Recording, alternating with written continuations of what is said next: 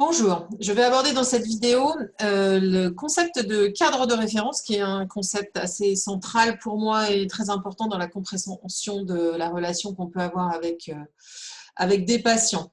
Alors, pour commencer, un petit exemple de réflexion. Imaginez que vous rentrez dans une usine et que sur le mur de l'usine est écrit il est interdit de gerber contre le mur ». Là, j'imagine que vous pouvez avoir plusieurs réactions. Une réaction de dégoût à l'idée de voir des gens vomir contre le mur, ou bien ça va vous sembler tout à fait normal parce que peut-être que vous avez déjà travaillé à l'usine et que vous savez que le mot gerber a une signification particulière qui veut dire en fait faire des gerbes, c'est-à-dire en général poser des palettes ou des cartons, etc. contre un mur. Donc ça, c'est une première illustration de ce que c'est que le cadre de référence, c'est-à-dire ce que l'on va comprendre en fonction des connaissances que l'on a, des expériences que l'on a, de la vie que l'on a eue. Voilà, certains vont penser le mot gerber comme vomir, alors que d'autres vont comprendre la véritable signification, en tout cas dans un environnement industriel. Donc il faut imaginer le cadre de référence presque comme un lien hypertexte. Vous cliquez dessus, comme sur un site internet, et tout d'un coup, ça vous ouvre un monde particulier de compréhension. Deuxième exemple que j'avais trouvé, c'est une publicité d'HSBC que j'avais vue à l'aéroport de Genève. Donc, vous voyez une illustration avec une photo identique. On peut avoir des interprétations complètement différentes en fonction de son cadre de référence. Si vous êtes une femme ou un homme d'ailleurs qui vous sentez obligé d'aller travailler alors que vous avez des enfants et que vous aimeriez rester à la maison avec eux, eh bien peut-être que vous avez interprété cette photo comme étant l'image d'un privilège, cette femme qui est avec ses enfants. Si à l'inverse vous êtes senti coincé ou pour vous rester à la maison avec 4 enfants sont en train de faire le bazar aussi, effectivement c'est un sacrifice, et vous allez penser je vais interpréter cette photo en termes de sacrifice, et puis vous avez la troisième possibilité qui est aussi le fait d'être un modèle. Troisième exemple, encore avec une publicité HSBC où à la vue d'un crâne rasé, en fonction de notre cadre de référence, on va avoir différentes réactions, c'est-à-dire que soit vous pouvez penser waouh, c'est stylé, voilà, c'est à la mode, c'est trop fashion, soit vous allez vous dire ça doit être un soldat, parce que quelqu'un qui a un crâne rasé comme ça, c'est un soldat. Et puis la dernière possibilité, ça peut être c'est un survivant, sous-entendu en anglais, un survivant du cancer. Donc ça illustre aussi 3 cadres de références différents qui font que face à une même chose, notre interprétation va être et notre compréhension va être différente. Comment j'illustre aussi ce cadre de référence? Alors, il faut bien comprendre que le cadre de référence, c'est quelque chose qu'on a tété dans le lait de notre mère, donc on ne le voit pas avant d'être confronté à des gens qui n'ont pas le même cadre de référence. Donc, comme ce proverbe qui dit « le poisson ne voit pas l'eau, il voit dans l'eau », voilà, nous aussi, on voit à travers notre cadre de référence sans forcément voir notre cadre de référence parce qu'en fait, on pense que c'est totalement normal et qu'on croit que tout le monde voit la même chose. Et c'est vrai que c'est quand on rencontre soit des personnes étrangères ou quand on fait des voyages qu'on se rend compte peut-être que les gens ne font pas pareil, ou bien sur des situations tout à fait banales, quand on a des amis, quand on est petit, ou quand on est ado, ou quand on fait je ne sais pas moi, un voyage avec des amis, par exemple, entre étudiants, et qu'on se rend compte que, par exemple, pour étendre le linge, il y a plusieurs écoles. Bon, je sais, c'est banal comme ça, dit comme ça, c'est pas très, enfin, c'est plutôt drôle. Donc, vous avez l'école des gens qui étendent le linge en mettant les pinces à linge sur le haut. Vous avez ceux qui mettent sur des cintres. Vous savez ceux qui mettent les pinces à linge sous les bras. Vous avez ceux qui retournent le linge parce qu'ils ont une expérience de chiure de mouche sur le linge blanc et que quand on le fait sécher au soleil, il faut éviter de mettre l'extérieur vers le soleil. Donc, vous voyez, tout ça, c'est des histoires de cadres de référence. Et en fait, avant de se confronter à des gens qui pensent différemment ou qui voient différemment, on croit que tout le monde nage dans la même eau. Autre analogie aussi, je vais pousser un petit peu mon écran, c'est que le cadre de référence est aussi un filtre à la réalité. C'est-à-dire qu'en fonction de ce que vous avez appris, en fait, vous allez filtrer des choses. L'eau va filtrer donc des choses que vous verrez et des choses que vous ne verrez pas. Si je donne un exemple, hein, si vous êtes garagiste, vous avez un cadre de référence particulier de garagiste et quand vous allez entendre des voitures, vous allez entendre les moteurs, bing, votre expérience va vous permettre de filtrer des choses et de penser la panne ou le changement de courroie, etc. En tant que futur infirmier aussi, évidemment que vous êtes en train d'apprendre un cadre de référence aussi différent qui va vous permettre de voir des choses que les autres ne voient pas. Tout comme il y a sans doute des choses que vous ne voyez pas et que d'autres voient. Donc, on a tous ce filtre à la réalité parce qu'en fait, il y a tellement d'informations qui nous viennent de l'environnement qu'on ne peut pas être toujours en train enfin, on ne peut pas tout examiner. Voilà. Et je dirais même qu'en partie, le filtre, il se fait par la langue. C'est-à-dire que quand on n'a pas les mots pour dire des choses, eh bien, on ne peut sans doute même pas les voir. Exemple avec la neige, si vous venez de Marseille et que vous connaissez 2 mots pour la neige, c'est-à-dire neige et poudreuse, et que vous arrivez en Haute-Savoie, donc quand vous allez voir de la neige, vous n'allez voir que de la neige, alors qu'un Haut-Savoyard connaît en général plusieurs mots pour dire la neige, ne serait-ce que pour être capable de distinguer comment est-ce qu'on va pouvoir skier là-dessus, c'est de la neige de printemps, c'est de la puff, c'est de la soupe, est-ce que je vais pouvoir conduire ma voiture dessus? Donc en fait, on a un regard différent parce que les mots nous décrivent une réalité particulière qui nous pousse à l'observer.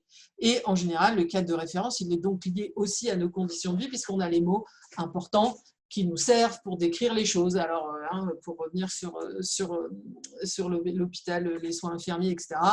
Par exemple, je pense que la plupart des gens n'ont pas entendu le mot dyspnée et quand on ne connaît pas ce mot-là, bah, peut-être enfin, les gens vont dire peut-être, oh là là, il a du mal à respirer, etc. Mais voilà, c'est une réalité particulière qui décrit un phénomène particulier. Et quand on a le mot, alors, bien sûr que c'est beaucoup plus facile de voir cette réalité et de l'observer.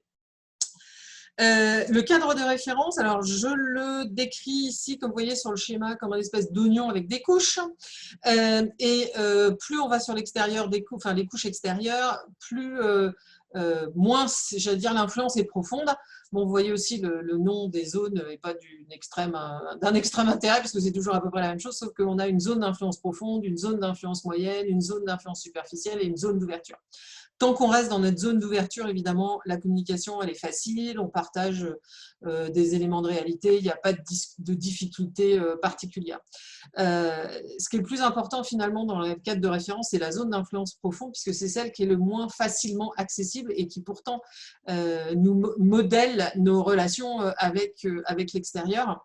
Et c'est avec cette zone d'influence profonde qu'on aura le plus de difficultés en fait à comprendre, ou à l'autre à vous comprendre par rapport à un partage d'une réalité. Est-ce qu'on voit la même chose? Dans cette zone d'influence profonde, on va trouver notamment la culture. Alors, ce n'est pas toujours très facile à définir la culture, mais par exemple, dans la culture, on va voir bien sûr la langue. Et comme je vous ai expliqué, la langue, ça contraint quand même la pensée, parce qu'on n'a pas les mots pour dire il y a des choses qu'on ne verra pas. Donc, il y a la culture. Dans la culture, il y a aussi l'alimentation, par exemple. C'est hyper culturel, enfin, en fonction de chaque culture, on a des façons d'envisager l'alimentation de manière différente. L'ordre des repas, qu'est-ce qu'on met dans des repas? Est-ce que le matin, on mange du sucré, du salé? D'ailleurs, est-ce que les repas des petits déjeuners, c'est différent du repas du midi ou du soir? Quand est-ce qu'on mange de la soupe? Chez les Belges, on mange la soupe le midi. Dans notre culture, on mange la soupe le soir. Enfin, voilà. Et tout ça, effectivement, c'est dans l'idée aussi de qu'est-ce qui est mieux, parce qu'en fait, dans notre cadre de référence, on apprend que ce qu'on a appris, nous, c'est la normalité. Donc, c'est comme ça qu'on fait les choses. Donc, dans la culture, vous allez aussi avoir toutes les conceptions autour de la santé. Qu'est-ce qui provoque les maladies? Voilà, est-ce que c'est des microbes, des trucs comme ça? Est-ce que c'est le mauvais œil? Est-ce que c'est la génération précédente, on a fait des trucs pas comme ça? Ou est-ce que c'est Dieu qui vous punit? On va avoir ça là-dedans aussi. Donc, la religion fait aussi partie de la zone profonde du cadre de référence, parce que évidemment que si vous croyez que Dieu existe, ou qu'un Dieu existe, ça contraint votre pensée aussi d'une manière particulière, parce que vous allez envisager, en fonction de votre religion, peut-être que Dieu intervient, peut-être que Dieu peut vous sauver, en tout cas il est présent, il vous regarde. Je pense que ça donne un cadre de référence différent de celui qui est athée, qui pense qu'effectivement il n'y a pas de Dieu.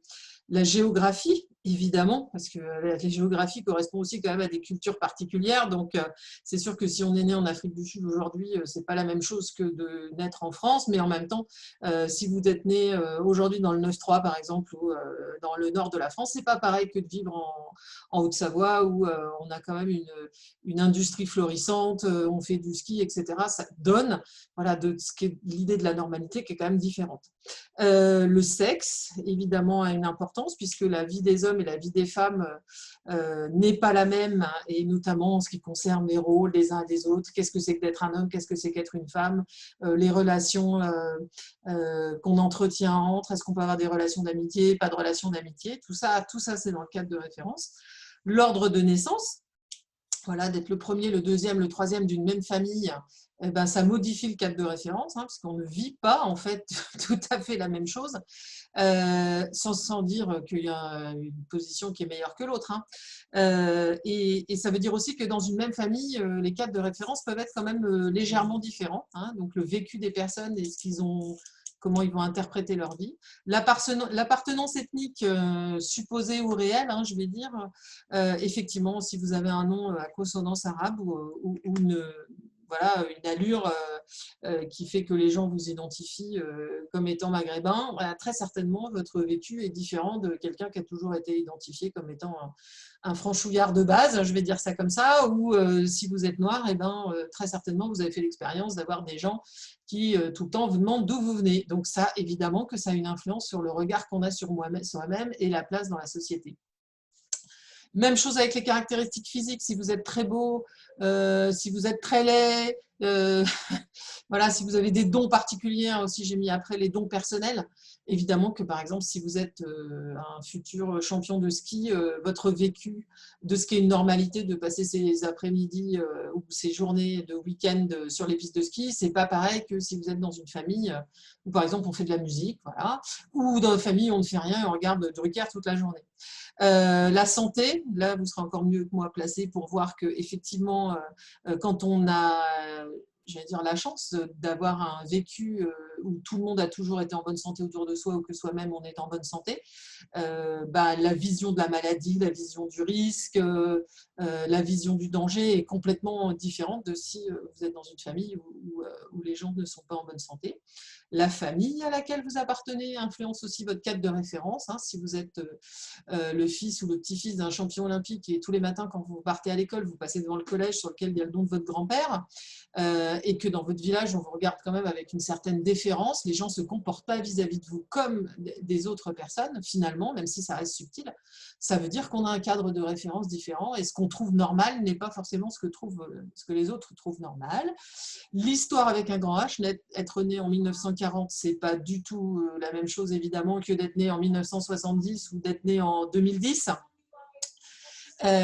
Donc, et aussi effectivement les dons personnels, voilà. Donc toute cette zone d'influence profonde, elle est partagée avec d'autres sur les éléments culturels, mais le cadre de référence aussi, il est différent de personne à personne, voilà, même si on peut retrouver des éléments identiques selon les cultures. Cette zone-là, elle ne change pas si simplement parce qu'en fait, pour en prendre conscience, il faut vraiment avoir, d'abord, il faut être ouvert à se poser la question, il faut savoir que ça existe. Et puis, c'est des choses qui sont tellement structurantes pour notre personnalité, qui font partie de notre identité, que qu'on ne lâche pas son cadre de référence impunément. Voilà. Ça veut dire aussi que si on reçoit des informations qui sont contraires à ce qu'on a toujours su ou appris, alors soit on va ignorer les informations, soit on va pouvoir des fois peut-être quand même modifier des choses, mais ça reste quand même difficile parce qu'il faut que le cadre de référence reste intact. Le cadre de référence, je vous le dis, hein, c'est quand même très structurant, mais ce qui va être quand même important finalement, c'est de le connaître pour savoir à quel point il nous structure et ne pas penser qu'on détient la vérité totale. Dans les exemples de personnes qui sont confrontées à des cadres de référence qui les heurtent, je vais citer l'exemple, par exemple, alors ça c'est un exemple que j'ai lu, hein, dont je n'ai pas une connaissance première, de personnes par exemple qui font des voyages en Inde et qui assistent à des scènes autour des bûchers funéraires, parce qu'il faut savoir évidemment qu'en Inde, quand les gens font des bûchers funéraires, s'ils n'ont pas assez d'argent pour acheter suffisamment de bois, il arrive que le corps ne soit pas entièrement incinéré. Et dans ce cas-là, on jette les morceaux dans le Gange. Et il semblerait qu'il y ait des gens pour qui le choc culturel total, hein, c'est-à-dire la perte de son cadre de référence, soit tel que les gens décompensent.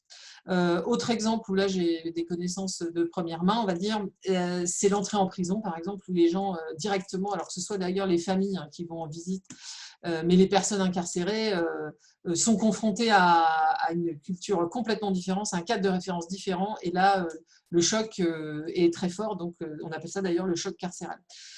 Et c'est très, très, très compliqué pour les gens de ne pas être mal. C'est pour ça qu'on met les nouveaux arrivants dans des cellules nouveaux arrivants pour atténuer un petit peu le choc.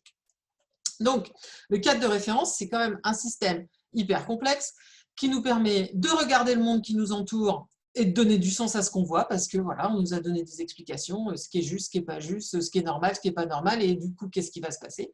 Donc, ça nous permet d'interpréter le monde et de lui donner un sens. Ça veut dire que du coup, le monde devient prévisible, ce qui se passe autour de nous est prévisible. Et d'ailleurs, si on pense à la crise du Covid-19, on voit bien que le cadre de référence de beaucoup de gens a été très perturbé, et ce qui fait que le monde n'était plus prévisible et c'était quand même très, très compliqué. Donc, c'est un assemblage de croyances, d'attitudes, de sentiments, d'habitudes, et qui nous permet de filtrer ce qui est important ou pas. Et donc, quand vous allez vous trouver face à des patients, et bien, vous avez votre cadre de référence, ils ont leur cadre de référence et vous ne le partagez pas forcément, ce qui va des fois mener à des complications au niveau de la communication. Petit exemple, par exemple, de cadres de référence différents dans les pratiques pédiatriques. Toutes nos croyances à nous sur l'allaitement, le sevrage, à quel âge, les modalités, par exemple, ça, on va avoir des grandes différences. Et c'est pareil, il n'y a pas de jugement à avoir. Sur l'alimentation, qu'est-ce qui est bon de manger, qu'est-ce qui n'est pas bon. Par exemple, chez les gens du voyage, ou chez certains gens du voyage, on a des croyances par rapport à la santé et à l'alimentation qui font qu'on ne devrait pas manger par exemple de la viande qui vient du supermarché, parce que c'est du coup donc ils vont préférer par exemple manger des écureuils ou des choses comme ça, ou des hérissons, parce que c'est de la viande sauvage, et dans leur pensée, si vous voulez, la viande sauvage, c'est une viande avec un sang qui est sain. On sait aussi que, faut savoir aussi que parmi les gens du voyage encore itinérants, en tout cas, il y a un certain nombre de personnes qui ont des connaissances assez particulières au niveau des microbes. Donc, ils n'acceptent pas, notamment dans les accueils de familles de détenus, qu'on leur donne des tasses qui ont été lavées. Ils ont peur que les choses soient mal lavées. Ils utilisent beaucoup d'eau de javel, notamment pour désinfecter les caravanes, etc. Toutes les pratiques pédiatriques autour de l'endormissement, est-ce qu'on endort l'enfant, est-ce qu'on l'endort avec soi, est-ce qu'on l'endort dans son lit, par exemple. Ça, c'est des différences énormes dans le cadre de référence. Est-ce qu'on joue avec les enfants, là? Parce que nous, on nous bassine sur le fait qu'il faut jouer avec les enfants. Mais il y a des tas d'endroits sur Terre où on ne joue pas avec les enfants parce que celui qui joue avec les enfants est un enfant. Comment on réagit aux pleurs? Est-ce qu'on se précipite pour consoler l'enfant, ou est-ce qu'on lui dit laisse-le pleurer, voilà, pleure, tu pisseras moins, par exemple. Voilà. Est-ce qu'on porte beaucoup les enfants ou est-ce qu'on les trimballe dans des poussettes? Est-ce qu'on fait des massages? Quels sont les soins du corps? Comment on habille les enfants? Tout ce qui est de l'ordre de la maladie, de la santé, de la prévention. Tout ce qui est de l'ordre aussi de la parole et pratique narrative, c'est-à-dire comment on raconte des histoires, est-ce qu'on parle aux enfants, etc. Et puis tout ce qui est aussi châtiment corporel et punition. Et je pense que si on faisait une liste comme ça du cadre de référence en ce qui concerne la santé, on trouverait aussi énormément de différences.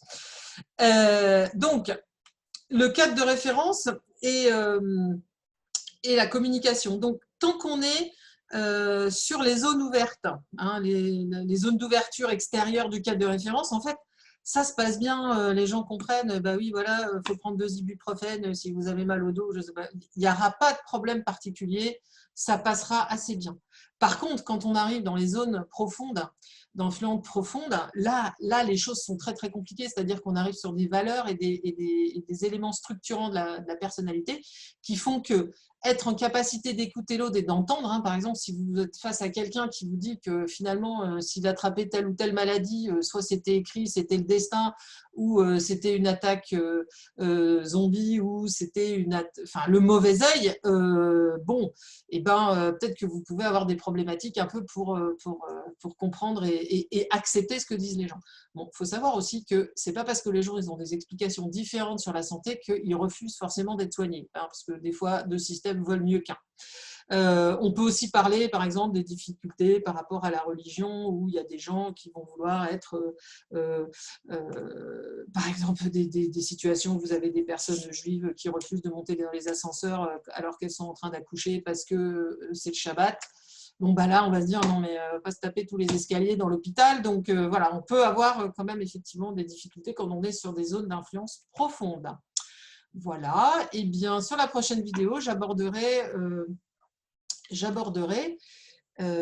l'empathie rogerienne et le cadre de référence, parce qu'en fait, ils sont liés tous les deux.